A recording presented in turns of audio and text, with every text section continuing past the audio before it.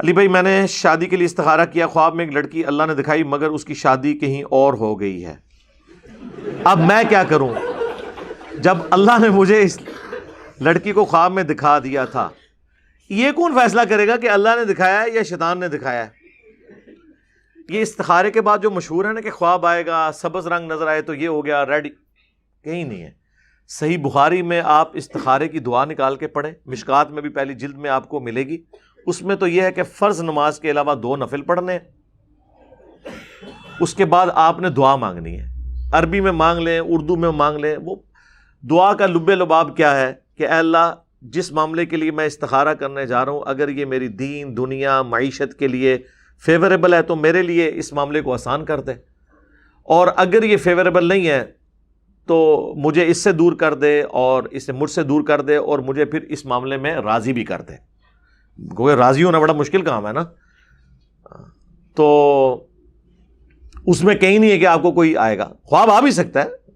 بخاری مسلم دونوں میں حدیث ہے کہ میری وفات کے بعد صرف مبشرات باقی ہیں۔ صحابہ نے پوچھا مبشرات کیا ہیں، تو آپ نے فرمایا خواب۔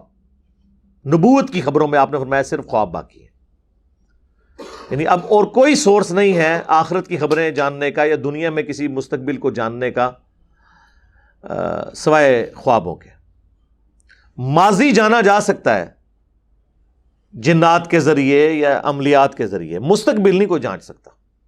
کوئی ماضی تو ظاہر ہو چکا ہوتا ہے نا، وہ ویڈیو کیمرے میں ریکارڈ ہو یا کسی ہمزاد کے دماغ میں ریکارڈڈ ہو، وہ آپ کو دکھا دے، وہ پریویس کی چیزیں، مستقبل نہیں ہو سکتا۔ تو وہ تکا ہوگا، لگ گیا تو تیر، نہ لگا تو تکا۔ تو یہ جو آپ کو خواب نظر آئی ہے ضروری نہیں ہے کہ کوئی اللہ کی طرف سے ہو۔ بخاری اور مسلم دونوں میں موجود ہے خواب کی 2 اقسام ہے، یا اللہ کی طرف سے یا شیطان کی طرف سے۔ اور شیطان کی طرف سے خواب آئے تو اسے بیان نہ کرو، 3 دفعہ بائیں طرف تھوک لو، وہ پریکٹیکلی نہیں، صرف ایسے کر لیں تو کافی ہے۔ اور اسی حدیث میں بخاری مسلم کی ابن سیرین تابعی کا قول ہے کہ یا پھر خواب جو ہے وہ نفس کی طرف سے بھی ہو سکتا ہے، یعنی جو کچھ انسان سوچتا ہے وہی کچھ خواب میں آ جائے۔ یہ تو سائنس بھی تصدیق کرتی ہے کہ جو آپ کی یعنی خواہشات پوری نہیں ہوئی ہوتی نا، وہ بعض اوقات پوری ہو کے خواب میں نظر آ جاتی ہیں۔ ہو سکتا ہے ان کے ساتھ بھی یہی ہوا ہو۔ اب تو میرے بھائی ہوگی شادی، اب تو میں آپ کے کچھ کام نہیں آ سکتا، تو اب آپ صبر کریں۔ اور صحیح بخاری مسلم میں موجود ہے نبی صلی اللہ علیہ وآلہ وسلم نے اس چیز کو بھی حرام فرمایا ہے کہ کوئی شخص نکاح کے اوپر نکاح کا پیغام بھیج دے کسی دوسرے کے لیے، یہ بھی جائز نہیں ہے کہ وہ توڑوا کے اپنے ساتھ اٹیچ کرنے کی کوشش کرے۔ تو اب میرے بھائی آپ صبر ہی کریں، اور تو کچھ نہیں ہو سکتا۔